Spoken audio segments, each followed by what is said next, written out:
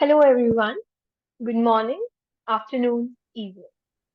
Dear authors and invited guests, welcome to Technical Session 6E. Myself, Priyanshi Goyal, and this session would be moderated by me. On behalf of Global Knowledge Research Foundation, it is my great pleasure to welcome you to the 9th International Congress on Information and Communication Technology, ICICT 2024, London, UK. We are honored to have you all with us.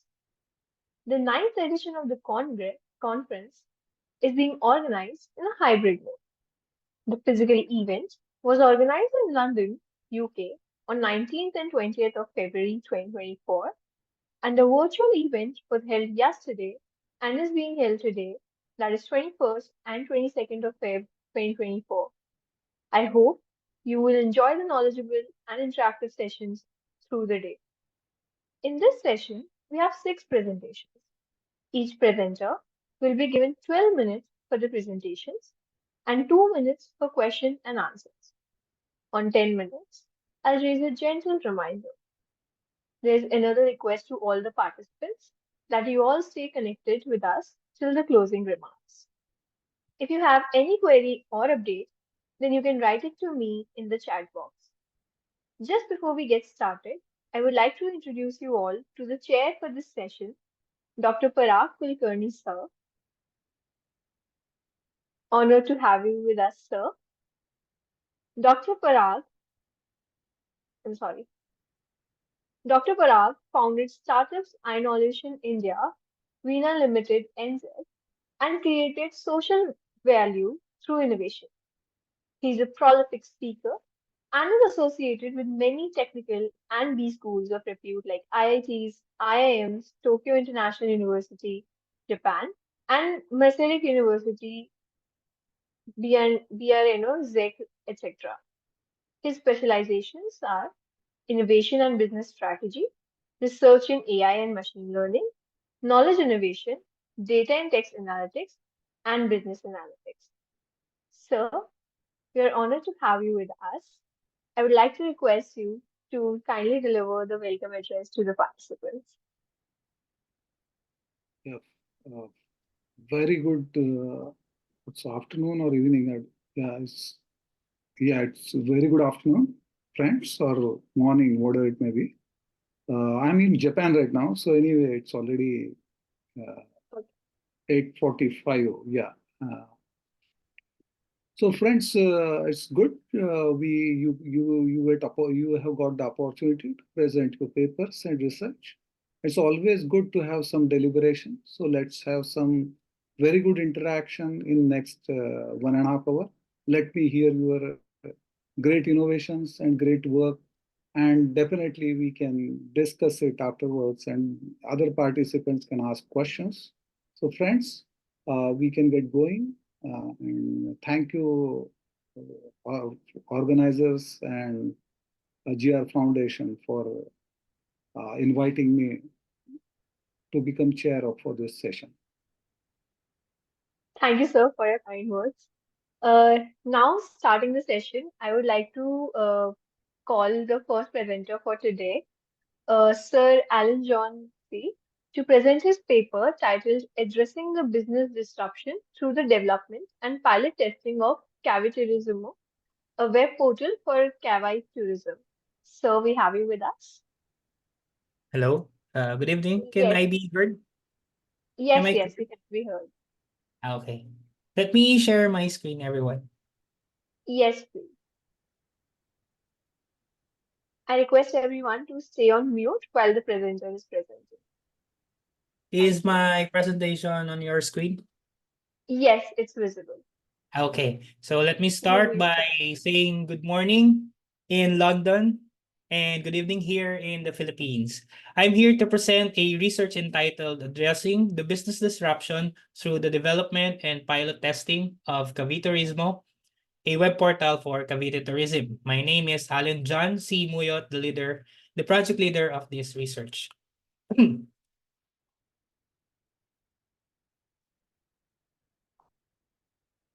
Tourism is a vital sector in the Philippines, contributing significantly to the country's economy and employment rates, according to the Philippine Statistics Authority in 2019. Tourism accounted for 12% of the tourism direct gross value added to the gross domestic product or GDP, and provided jobs for approximately 13.5% of the country's total employment.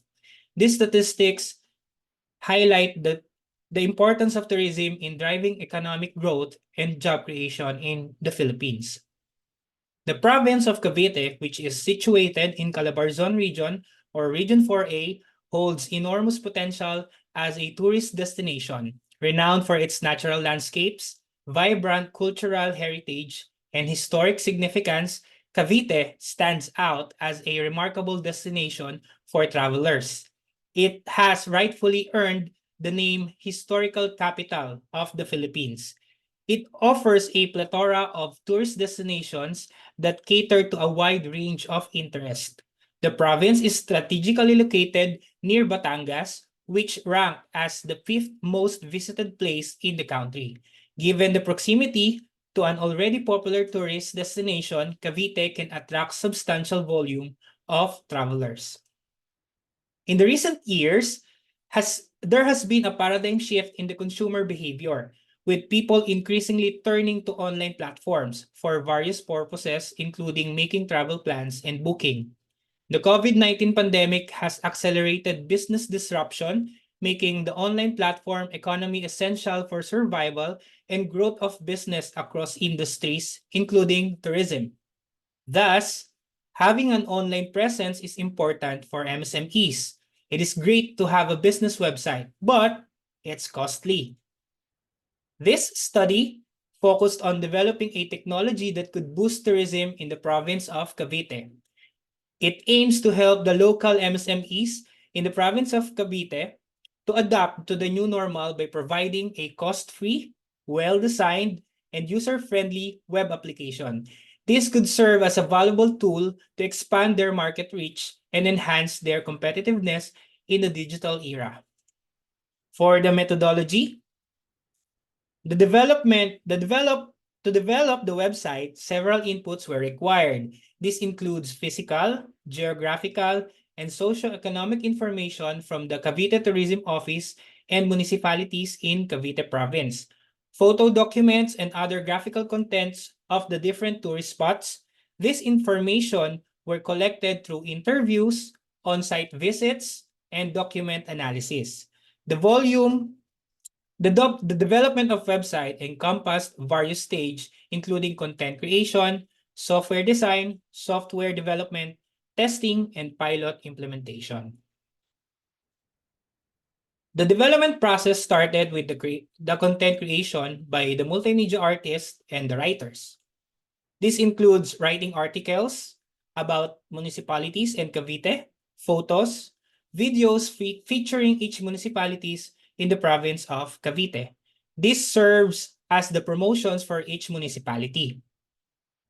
Under the software design is the creation of use case that includes the travelers, business owners, and system administrator. The sitemap was created and the concept was designed through wireframes. The software development was done with the designer and programmer simultaneously working together using Laravel Lumen framework for the backend, Vue.js for the front end, CSS with Bootstrap and Tailwind for the web design. SAMP was also used for the system database. Caviterismo was subjected to functional and pilot testing. After a series of comprehensive tests, the website was successfully hosted on a virtual private server to invite both travelers and business owners to sign up and engage with the platform. Promotional invitations were sent through diverse channels, including social media networks, email, and private messaging services. For the results and discussion, this figure shows the homepage of Caviterismo that includes the following features: log in or register, what to do in Cavite, featured places, featured shop, and video advertisements. In this page, the travelers all over the country will have a glimpse of what they can do and experience in the province of Cavite.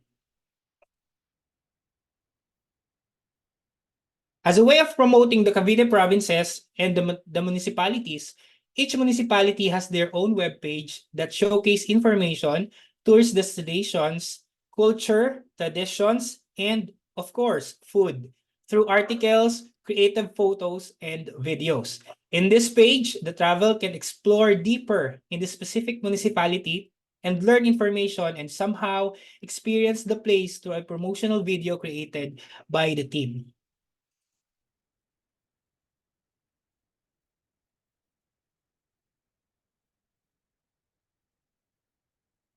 As a way to help the province's business owners, the website provides them with a free website that can cater their online presence.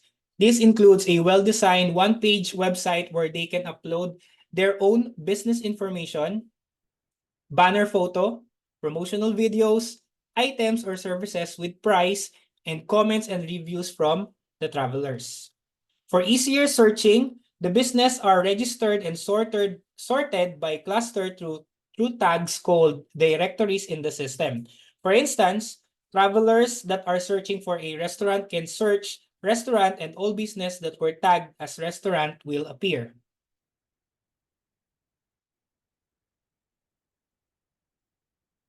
This is the back end of the system. The free websites were controlled through a content management system also provided by the system. With this, the business owners can easily update their own web page.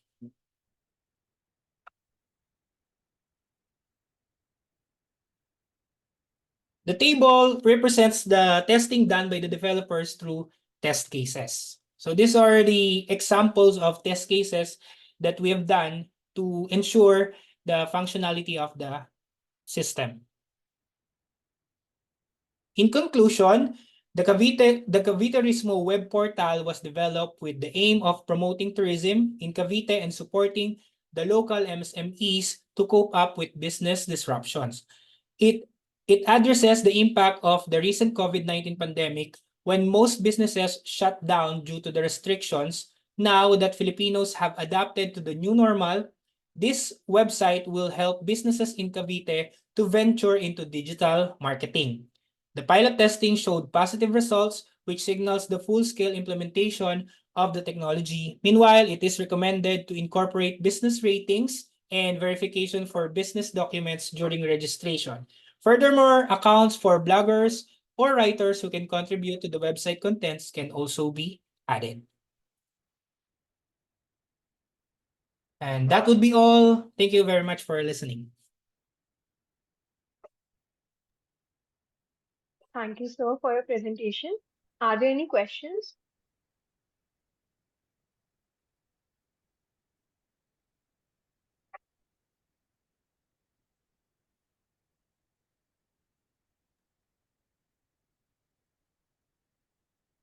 Since there are no questions, I'll be taking this session forward. Thank you, sir. Thank you very much. Uh, moving forward, just moving forward, I would like to call upon the next presenter for the session, Sir Miftashul Hura, to present his paper titled Augmented Reality Model in Supporting Instruction Process, a Critical Review. So, do we have you with us?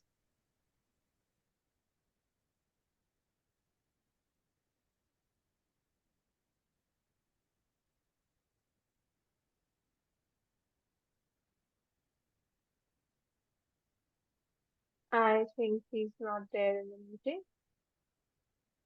Ansha, can you just check?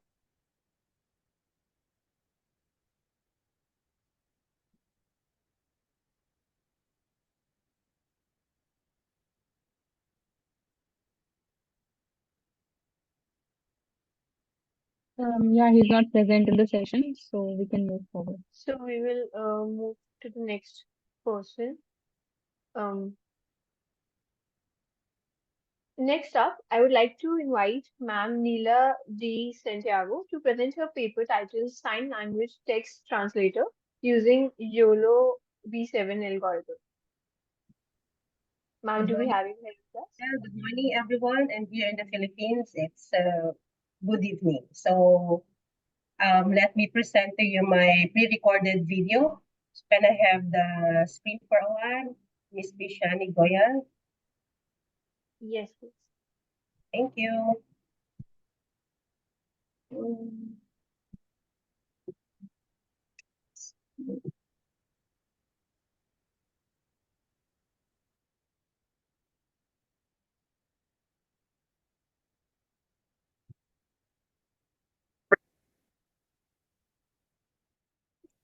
Good day, everyone. My name is Nila Santiago from the Technological Institute of the Philippines. This afternoon, on behalf of my co-authors, I will be presenting our paper entitled Sign Language Text Translator Using YOLO V7 Algorithm. The Filipino deaf community's native language is Filipino Sign Language or FSL. However, communication hurdles exist between deaf people who use FSL and hearing people who do not understand the language.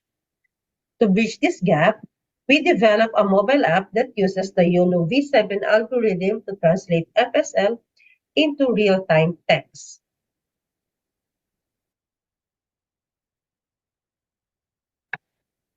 Proficient communication enriches understanding of diverse individuals' needs and expectations, promoting mutual comprehension across varied backgrounds. Within this context, a subset of the population, including the deaf, mute, and hearing impaired, faces challenges in vocal communication. In the Philippines, approximately 1.23% of the population falls into this category, while most of the global population uses spoken language for communication. The deaf community relies on sign language, a nonverbal mode involving hand gestures. Sign language is vital for deaf individuals' communal interactions, yet many outside this community are unfamiliar. Filipino Sign Language was designated as the official sign language in 2012, yet awareness and education about it still need to be improved. This communication gap persists due to a need for recognized schools or training institute for learning FSL. As a solution, we developed a system capable of recognizing and translating FSL gestures into text. The mobile application utilized the YOLO V7 object algorithm to identify static FSL gestures and convert them into text. YOLO V7 is an image recognition model that utilizes deep neural networks that identify objects in images rapidly. In a mobile app, YOLO V7 is integrated to interpret FSL hand gestures. It analyzes hand movements to predict corresponding text words or phrases, displaying them on the user screen. A module designated specifically for the mobile application's home screen, featuring efficient integration of components and icons for user friendliness. The layout includes a prominent header with a logo, title, and dedicated section for AI-assisted FSL learning. Within this section, three buttons facilitate image capture, real-time recognition, and image selection from a media library, enhancing the learning experience. Overall, this home screen module creates an immersive and educational environment, empowering users to engage in Filipino Sign Language learning with AI assistance. The application showcases a React Native component that seamlessly integrates real-time camera functionality with object detection using the Expo Camera API. This component imports various dependencies and is exported as default live module. Within the live component, the useState hook initializes essential state variables for managing camera permissions, storing object detection results, and retaining the latest captured image. The useEffect hook sends the captured image to a designated API endpoint for object detection and updates the prediction state variable with the obtained results. A peak name or a peak image function is also introduced, allowing users to choose an image from their device photo library. After image selection, the image is set and the predict function is triggered to process the image. Conditional rendering is employed to display different UI components based on permission status. If permission is granted, the component displays the chosen image and predicted label, featuring a button to select a new image. Now, let's take a look at our system's architecture. In designing the mobile application, we utilize the YOLO V7. The YOLO, you only look once algorithm, is a widely used and efficient method for object detection in images. It is known for its high accuracy and fast processing, achieved through a distinct neural network design. YOLO uses regression to predict object classes and their bounding boxes in a single step. The YOLO architecture comprises the input module, backbone, neck, and head as shown in the image. The backbone, consisting of convolutional layers, detects and processes critical image elements, extracting vital features after being initially trained on a classification dataset at lower resolution. These features feed from the neck to the head.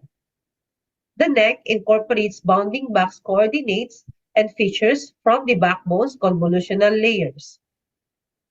Using fully connected layers, it makes predictions, enhancing information through upsampling and concatenation layers. The head module compares predictions for object classes and locations with actual labels, calculating the loss functions out. It encompasses the output layers responsible for the final detections. The head can be substituted for transfer learning with alternate layers sharing similar input structures, serving as the network's output layer. The use case model is crucial in creating a project design since it specifies how users will interact with the model or application. The sequence is identifies sign language gestures captured by the mobile phone's camera. Subsequently, the camera's video feed is transmitted to the pre-trained YOLO V7 model established in the study. The YOLO V7 model, having been trained, proceeds to convert the detected gestures into textual representation. Finally, the translated outcome is exhibited as text on the user's device. As part of our methodology, we created a dataset that contains 15,000 photos of hand gestures captured from the hands of various individuals who aided the proponents. The photographs were posted to the website RoboFlow for manual annotation. We chose 80% of the photos for the training set and 20% for validation. Grayscale and flip data augmentation procedures were also performed, resulting in 9,600 images for the training dataset. As a result, the validation dataset contains 2,000 photos, while the testing dataset contains 199 images. An augmented training dataset is a modified version of the original dataset designed to enhance training for the YOLO V7 algorithm. Augmentation involves various modifications like rotation, flipping, cropping, or adjusting image colors.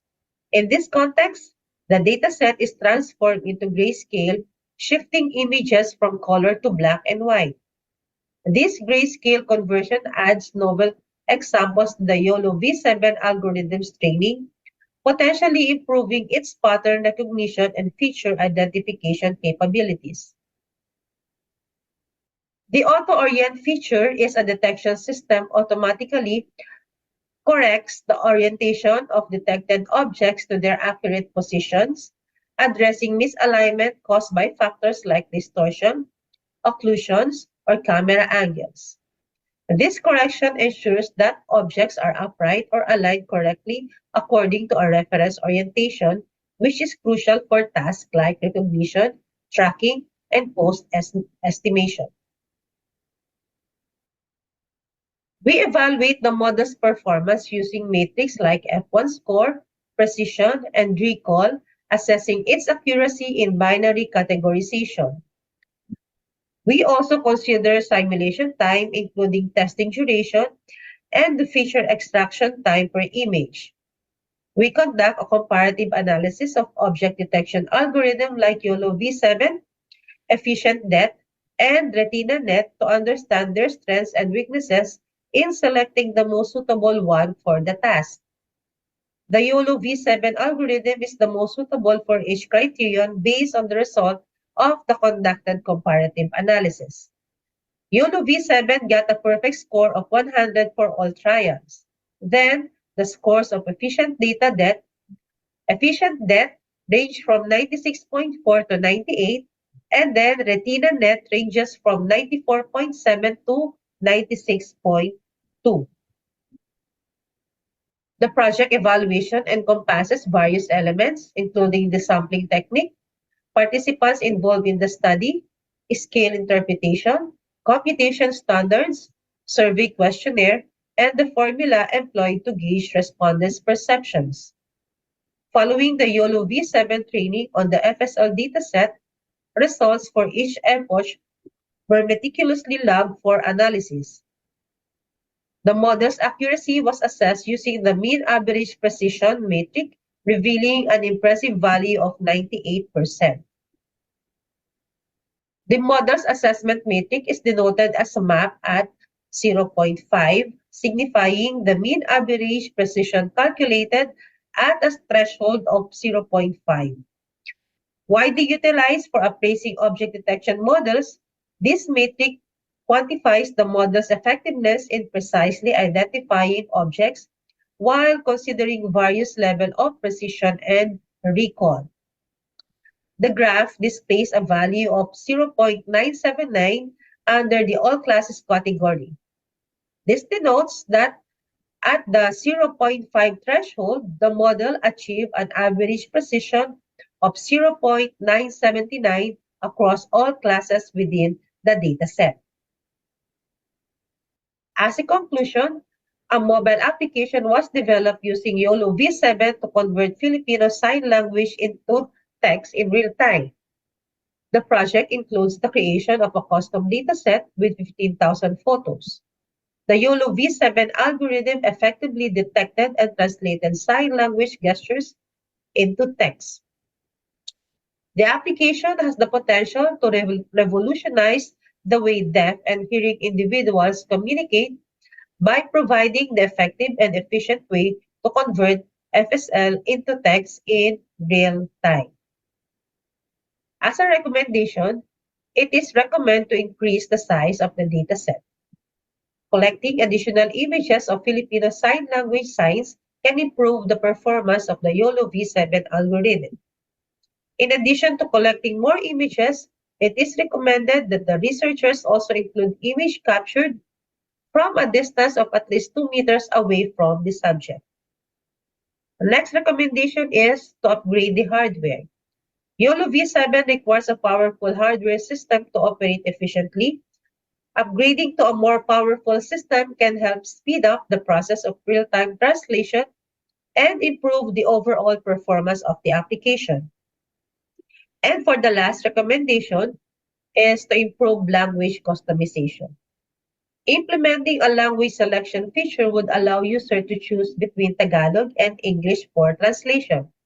This would cater to a wider audience and make the application more inclusive for users who prefer different languages or are more comfortable with one language over the other. And that ends my presentation. Thank you very much for listening.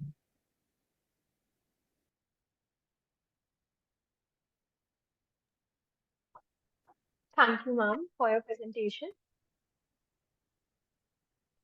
Yes. Do we have any questions? Yeah, just one question from my side. Why you think this object recognition, your algorithm gave better results? Um, um, can I ask for the question to be repeated, sir? Sorry for I cannot understand. What do you think is the reason for improvement in the results? Um, the improvement in the results needs to be done because for now we have only 15,000 images that has been captured through the manual recording of the data set. And to improve the result, we will be needing more data. And it could improve or it could help the YOLO V7 to perform well. Okay, what YOLO, which type of deep neural network it uses? YOLO V7. Yeah, but what is the basically deep architecture structure?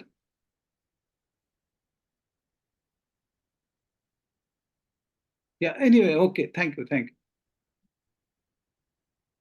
Thank you very much. thank you, thank you. Good. Thank you, ma'am. Thank you, sir.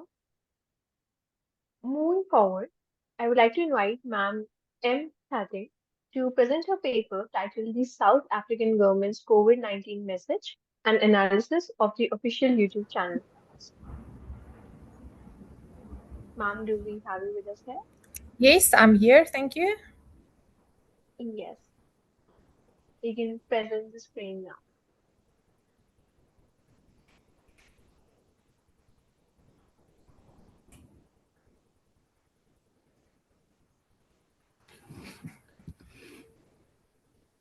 Your screen is visible.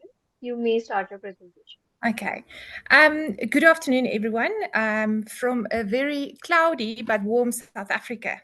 So, my presentation today is with regards to the South African government's COVID-19 message and how they uh, used YouTube to inform the citizens of South Africa during the COVID pandemic. So I looked at the YouTube channel and I analyzed the YouTube titles of this channel, where they shared the messages. So my presentation will be I'm just quickly going to provide a bit of background and then explain the methodology used and then present the findings, the discussion, and the conclusion. Okay, so we all realize and we were all aware and experienced COVID-19, and it was a sudden reality change for all of us across the world. And because of that suddenness, COVID-19 can actually be classified as a crisis, which is defined as an unstable or crucial time or state of affairs in which a decisive change is impending. So in some instances, in some countries, the changes were more quick than others, and the way it was handled by the governments impacted how the citizens experienced that change. So AGA reported that one of the main contributors to the increased anxiety levels during COVID was the messages that we received through media. Sometimes it was conflicting, sometimes it was exaggerated, sometimes there were no messages or just a bit cryptic. So that impacted the anxiety levels of citizens. And then also the misinformation that was also shared on media and social media also contributed to the fear and anxiety that citizens experienced during this uncertain time. So if we look at Coombs and Holliday, that developed a situational crisis communication theory, where they theorized that businesses, organizations need to have an appropriate way to handle crisis by releasing appropriate messages at the right time to the right audience in order to save their reputations. So government, like all other organizations, are organizations with a reputation.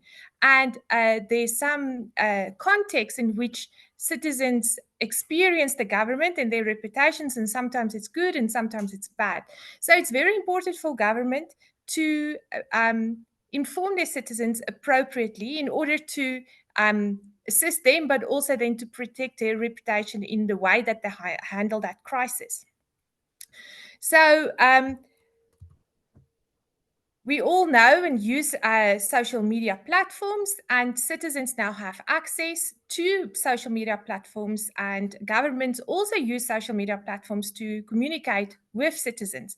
And that's why I looked at how YouTube was used by the South African government specifically during this pandemic process or period, sorry.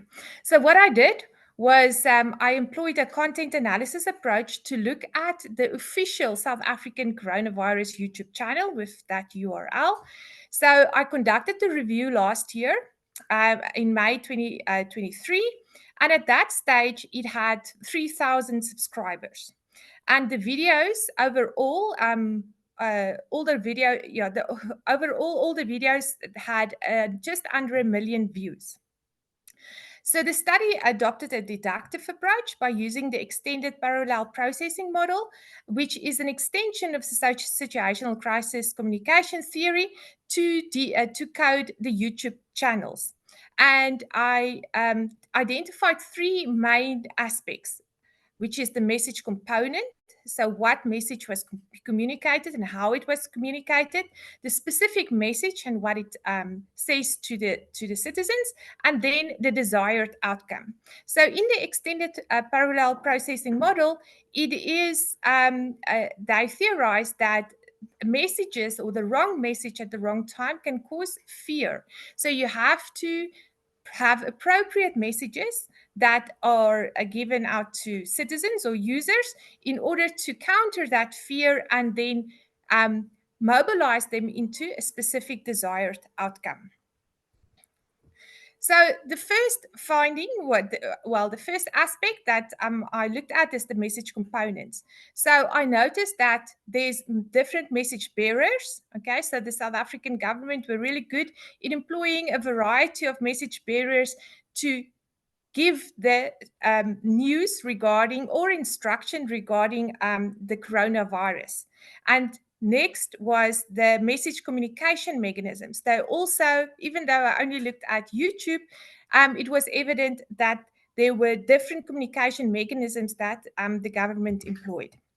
So the message bearers here, there were a variety of those, and it was also catering to different types of users. So the first one here, and you can see a screenshot here, this is Wazi.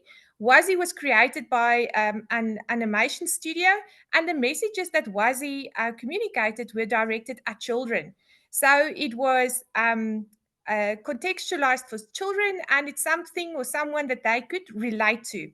Then they used a number of celebrities to inspire the citizens to follow protocol, what to do, not to fear, motivate people. They used a number of celebrity doctors. For example, as you all know, we are really good in rugby and we are trying really hard at soccer.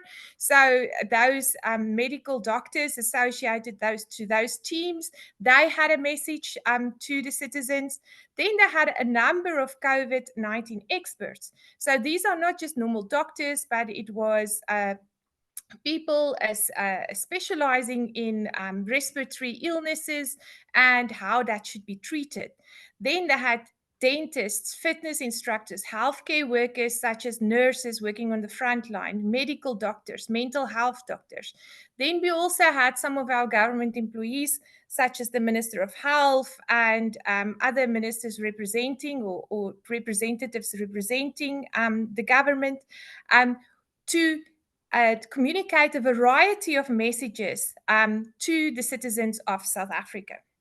Secondly, the message communication mechanisms. So these are screenshots from the YouTube channel, but you can see that the richness of YouTube was very, YouTube is very rich. So it assisted the government in communicating a number of messages through one channel. For example, we use the infograph here, which is maybe relatable to people that, to young and old. They use hashtags like flatten the curve. They communicated other communication mechanisms such as the the helpline, the WhatsApp group, so a number of different communication channels, and then of course WASI, which was directed at children. Later on, I just want to point out here, we can also see the branding of the government is also used to ensure that people know that the messages communicated currently is from the South African government. So, and it also brings a sense of community. Then the next aspect is the message itself. So this is a word cloud of the titles. And you can see that professor and listen to the experts and healthcare heroes are the main words that jump out.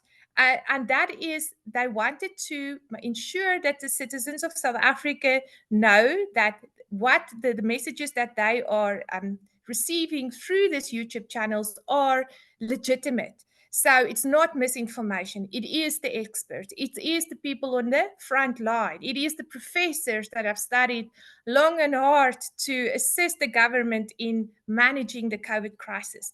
So that was the underlying, that was the foundation of all the messages that went out on this YouTube channel. So the main themes is the recommended behavior. So the messages, recommended behavior, listen to the experts. So that was underlined by that hashtag, listen to the experts. So what should you do in order to keep safe and stay healthy? And if you're infected, and appropriate behavior. So that is recommended behavior. Then the government also reported on what it is that they did. So South Africa is a developing country and there's lots of inequality. So we had rural areas that were cut off. There were people that were starving. There were people that didn't have money. There were people that didn't have food. So the measures implemented by the SA government during this period were what they do in order to support citizens. Then the next aspect was This is informational a gentle content. 10 minutes reminder. Thank you. Informational content about COVID-19. So what you should do, take your chronic medicine,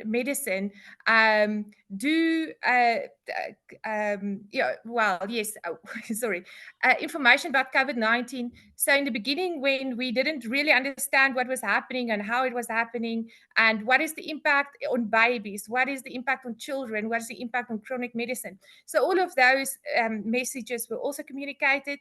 And then also vaccination when that came forth. Self-efficacy, and that is a part of the EPPM theory, is you have to empower people to believe that they can overcome this fear. So what can you do as a citizen? So it was motivational information, how to manage your well-being, how to manage your mental well-being, and then also inclusive messages. So South Africa has 11, now 12 with sign language as our 12th official language. So we had a number of messages in different languages so that it is available to everyone. Then the desired outcome, they communicated that through hashtags. Listen to the experts, listen to the doctor, I choose vaccination. So it's enforcement messages which they hashtagged so that people know this is what the desired outcome is, to give them that self-efficacy. So overall, the South African government used a variety of message bearers in order to ensure that the right message reaches the right audience at the right time.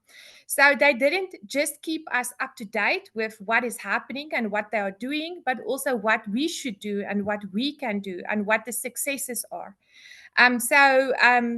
Especially when lockdown was Sorry to lifted and interrupt, we had to, ma'am. yes. Sorry to interrupt. Can you please conclude the presentation as we have crossed the 12 minutes mark? Okay, so they created a sense of cohesiveness and self-efficacy with their messages. So I think there's a lot of lessons, positive lessons that can be learned from the way that South Africa, the strategy that they employed to handle the messages during this COVID pandemic. Okay. And then just to thank the South African Department of Science and Innovation for the research grant, and then also my co-authors. Thank you so much. Thank you, ma'am, for your presentation. Are there any questions?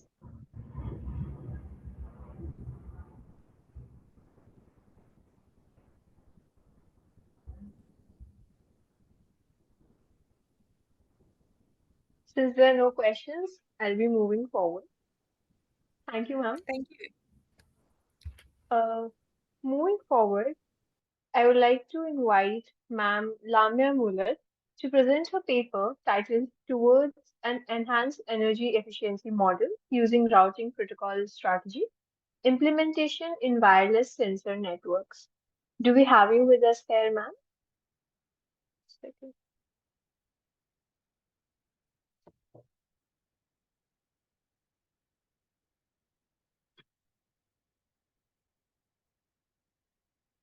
Okay, no worries. I'll move on to the next presentation and you can let me know by then if it's solved so we can take a presentation at last.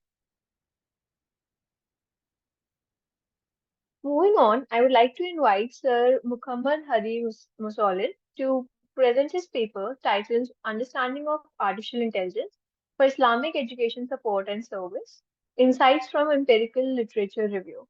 Sir, do we have you with us?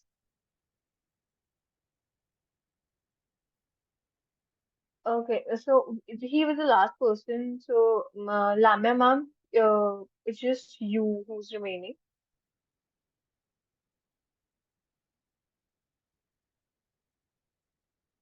If there's a problem in presenting, you can also share your presentation in the chat box, and either me or Anisha can present the presentation, and you can speak on your end.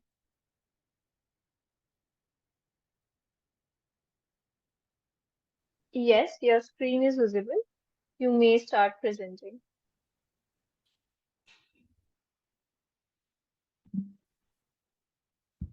Okay, thank you.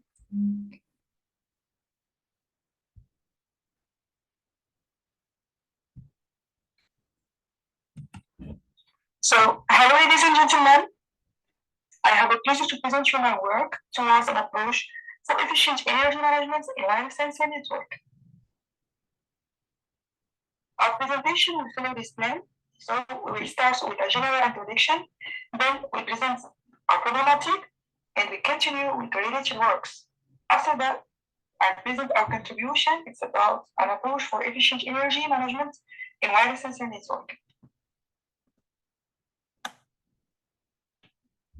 So recent advances in microelectronics and wireless communications have resulted in development of very small equipment called sensors. Their remarkable growth is due to their smaller size, their increasingly prices, as well as the attractive wireless communication engine that takes up little space but also has few sensors. The sensors can be deployed anywhere in large numbers sometimes to provide monitoring or other functions. The network thus established is called the wireless sensor network, management WSN. So composed of a set of nodes integrating the acquisition, processing, and communication functionalities. Once deployed, the nodes cooperate with each other in an autonomous manner in order to collect and transmit data to base station for the purpose of monitoring or controlling a given phenomenon, depending on the application for which they are intended. As you see in the shell, sensor network is a network of autonomous microsystems geographically dispersed and communicated with each other via a wireless link. The area where a sensor can act is called a collection valve. The nodes of this network consist of a large number of sensors for the mission of collecting and transmitting data. This data is then transmitted to a processing center via a sink. This transfer of the data in an event of periodic mode to the processing center can be done directly or through one or more special fixed or mobile node called sync nodes. This can be connected to the network user via the internet, satellite, or other system. As you can see here, we have an example of wireless sensor network where sensors are connected to each other. So sensor network exists for two types of topology, clouds and hierarchical, called clustering. And they are known by no fixed infrastructure, high density, random topology, medium protein, etc. However, they have many constraints as limited memory, limited energy, limited computing capacity, and low range, wireless radio communication, etc. Here you can see an example of sensor. It's WSN430. It's an example of sensor network, the sensor node. So wireless sensor network can be deployed and used in different fields, such environmental monitoring, industry, medical, military, agriculture, etc. Why the need of energy management? Here we expose the problem and motivation. So due to their anatomy and deployment environments, as well as the support of communication, sensors are vulnerable to many problems. So the nodes have limited material capacities. Also, it is necessary to have a security mechanism to guarantee the circulation of data in the WSN to minimize the consumption of energy. This is difficult to implement, especially when the node have limited hardware capacities. Also, energy consumption must be taken into account in innovative strategy. So, to reach this goal, we have proposed a scheme dedicated to the management of energy consumption by priority based on improvements of the RDV routing protocol. For related works, as we know, the wireless sensor network are often deployed in hosted zones with small battery, so they can be quickly discharged. The lifespan of a node influences the lifespan of the entire wireless sensor network, while the need of management of energy consumption in this network. Also, the communication protocols dedicated to the wireless sensor network must take into account the degree of energy consumption. Here is an overview of the most proposed solution in the literature. So many methods related to the optimization of energy consumption have been proposed. However, no one of the proposed solutions are universally applicable. We can take here some methods like radio optimization method. We have battery addiction chain. We have also sleep and wake up chains. We have energy efficient routine, battery depletion, etc. In view of the limitation of energy resource, the management of energy consumption and energy modeling are important issues in the design and the implementation of a wireless sensor network. So a good knowledge of the source of energy consumption in the wireless sensor network is the first step to reducing and managing energy consumption. So it's not only important to know how much energy can provide a harvesting system, but also how much energy will consume a specific application operating on a node in combining the two models to obtain a system functional, efficient, or an energy point of view.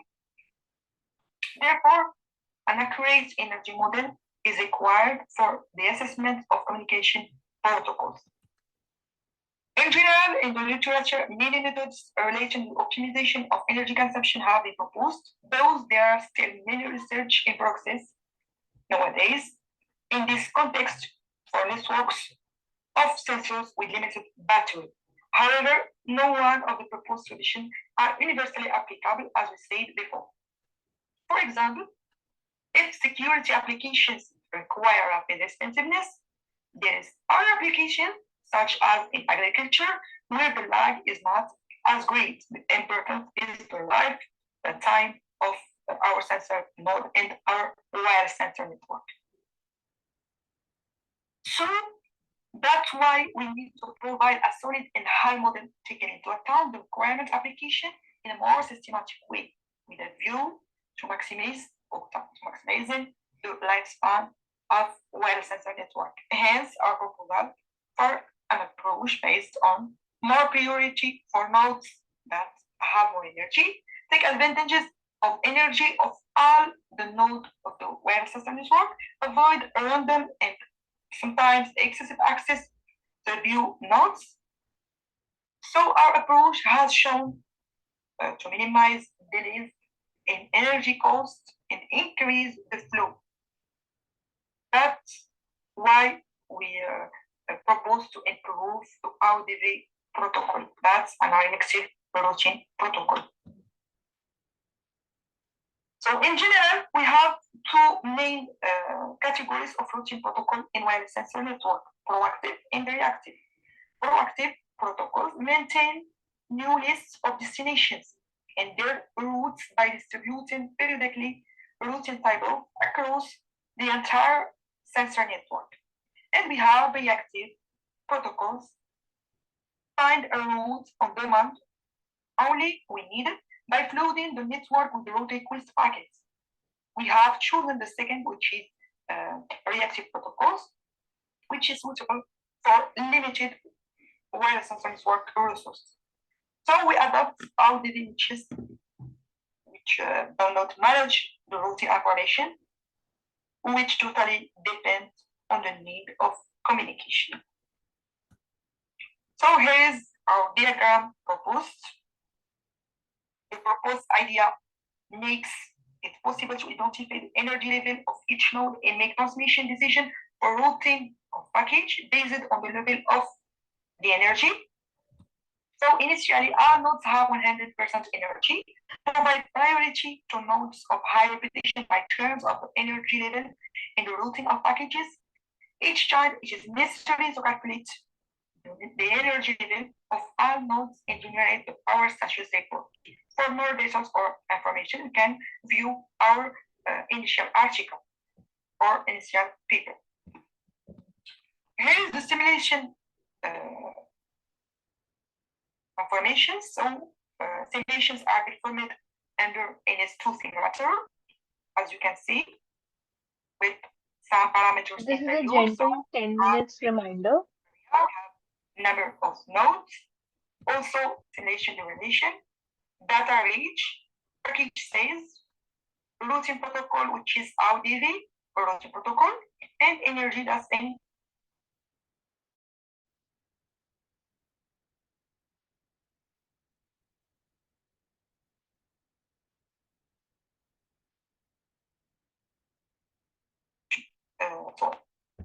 And three, show that is improves attribution-based approach to RDV priority for load balancing using protocol RDV ensures a minimization in terms of delays in energy consumption and increased response compared to basic RDV protocol.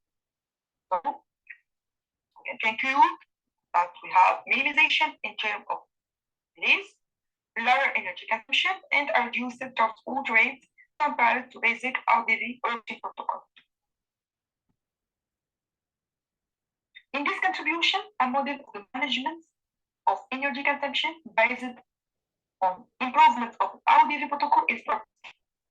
So we have satisfactory use of the experiments simulation by NS2 tools, show the reliability of the diagrams proposed compared to existing models in the literature and present a very reasonable energy consumption, ensure longevity to this network.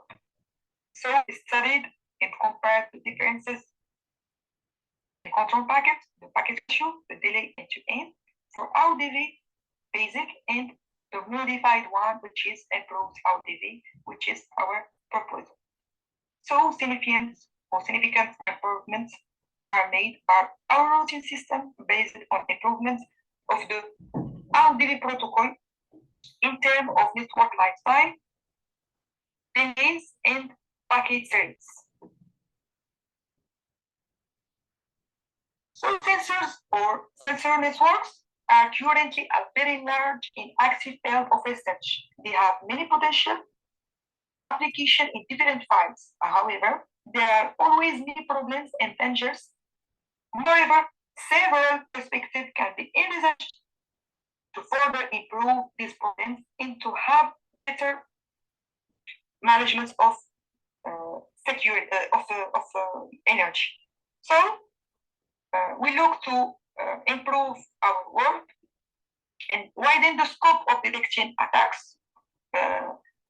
We look to implement our models in a large-scale network and study more metrics related to IDS agents to detect all attacks that have occurred in the network.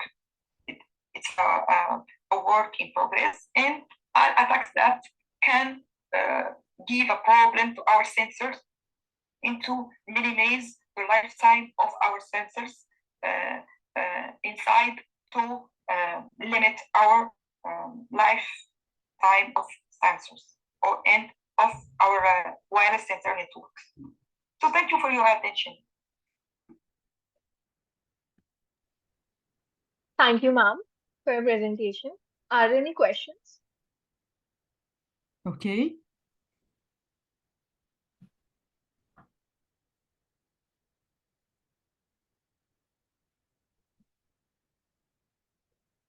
Would anyone like to ask any questions?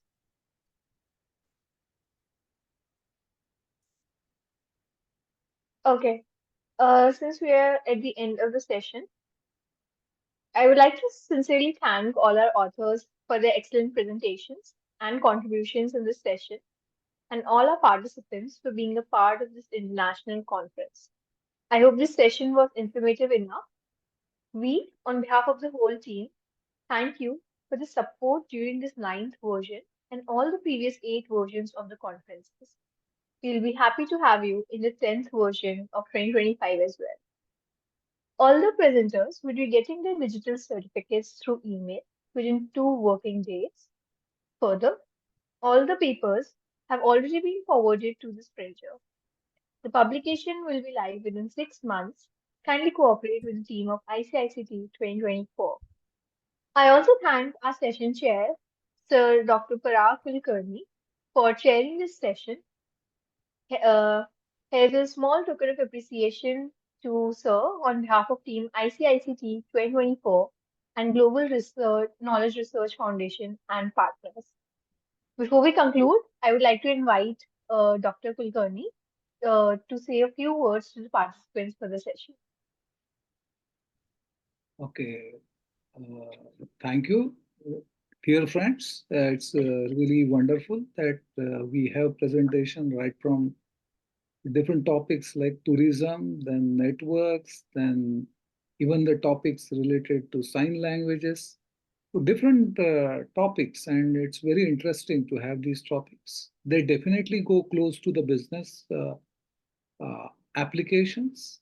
And it could be a good idea that think at your work from some application perspective or more from business perspective and convert them into product. Because I am happy to tell you that I've guided some 20 plus PhDs and 10 of them really build the products and those are commercially successful. So what you can also think about that when you are looking at some particular topic, what could be the present business needs and how you can convert those that work or research into more utility. It's always good to have fundamental research, but having something on top of that to have application could be definitely helpful. And it's my pleasure to be with you today and have wonderful time and congratulations for presenting it successfully. Thank you. Thank you, sir. And thank you, everyone, for your valuable presence.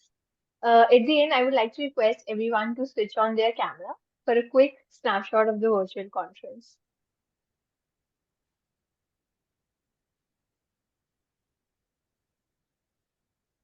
One, two, three. Just a second. Yes. Okay. Thank you, everyone. Stay safe, stay connected. Thank you.